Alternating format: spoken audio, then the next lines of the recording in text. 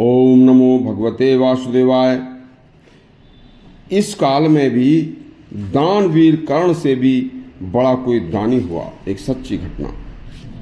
ईश्वरचंद विद्यासागर वास्तव में विद्या के सागर थे।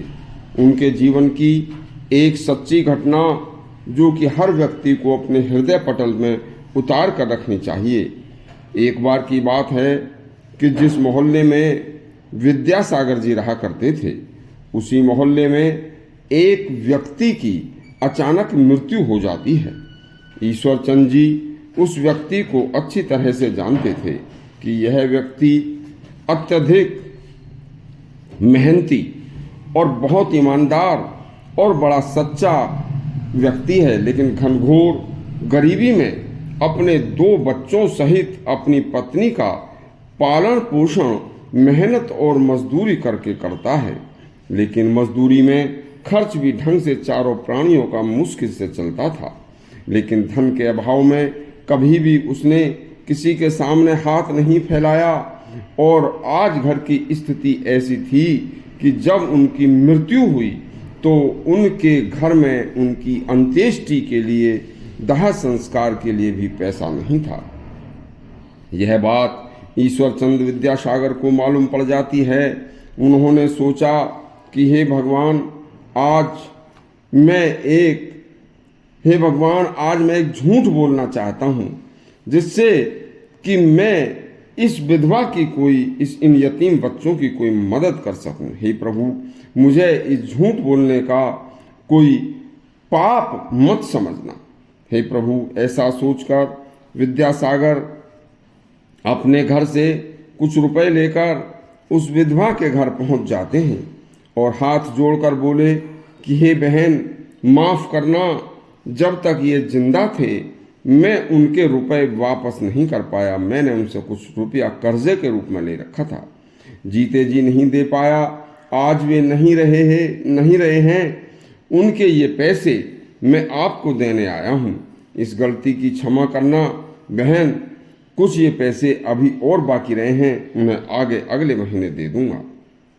बस पैसों से जैसे ही उस गरीब विधवा के सामने वो रख कर चले गए और 1 सेकंड भी रुके नहीं, तो उन पैसों से जैसे ही उस विधवा ने हाथ लगाया, अपने हाथ में लिए, तो हाथ में रुपए आते ही उनमें से एक ऐसी तरंग निकली कि उनके हृदय में, उस विधवा के हृदय में ऐसा एहसास हुआ कि जैसे स्वयं परमात्मा ईश्वर ही उन्हें ये पैसे देकर गए हों।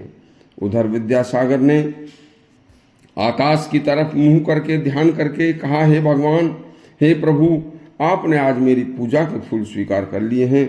इसी तरह से जब तक उस गरीब विधवा के बच्चे समर्थ न हुए, वह चुपचाप हर महीने विद्यासागर उनके घर जाते और कुछ रुपए अपने हिसाब से पूरे महीने का हिसाब लगा कर देकर चुप चले आते। और महिला से इस तरह से कुछ समय बीतता गया, उनके बच्चे समर्थ हो गए।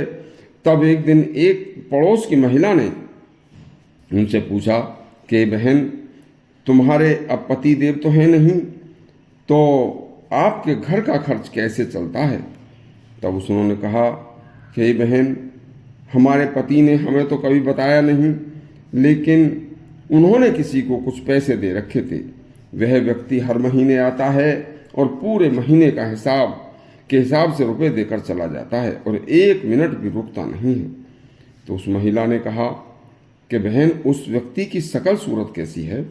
जब विधवा ने उनको बताया कि ऐसी है उनकी शकल सूरत, बोले, देख, यह व्यक्ति कोई और नहीं, यह विद्यासागर नाम का एक व्यक्ति है। ईश्वरचंद विद्यासागर इसका नाम है। यह बहुत भला इंसान है और उसका यही काम है कि जब किसी गरीब लाचार को देखता है तो किसी न किसी बहाने से उसकी मदद करने उसके वहाँ पहुँच जाता है। बहुत भला अच्छा इंसान है। विधवा ने कहा, इंसान नहीं, मेरे लिए तो साक्षात ईश्वर के तुल्य हैं। ऐसे थे ईश्वरचंद विद्यासागर।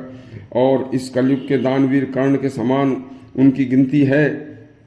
यदि आपको यह हमारी कहानी अच्छी लगी हो तो हमारे चैनल को सब्सक्राइब करें और हमारी